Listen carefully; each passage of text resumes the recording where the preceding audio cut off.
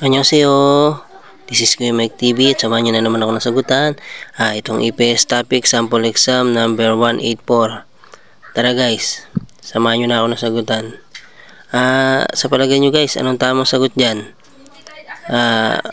Paki-comment down below na lang sa nakakaalam sa lahat ng sagot dito ha. Pasensya na kayo, medyo maingay. Ito si number 1 ay si basahin na natin yung 4 choices pala muna. Ito si number 1 ay si Kyujong, Kunmrul Yurichagul Taku Isumnida. Yan, in English, they are wiping glasses at a multi-story building. Dito naman tayo kay number 2. Kaya tangul pa nun Kicho kung sarul hago isumnida. Yan, in English ay they are doing fundamental construction job for digging the ground. Yan. Dito naman tayo kay number 3. Kaya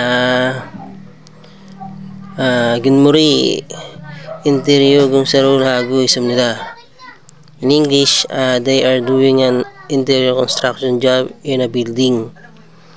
Dito naman tayo kay number 4. Kaya kung Changyeso Chadongcha, ayan Bupumul Mandulgoy Sumnida. In English guys, they are making automotive parts in a factory.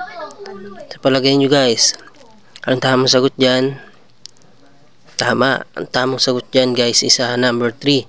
Si Gunmori interior Gongsarul Hagoy Sumnida. They are doing an interior construction job in a building. Yan guys, sana nakatulong. Kamsahamnida, manasubang kamsahamnida.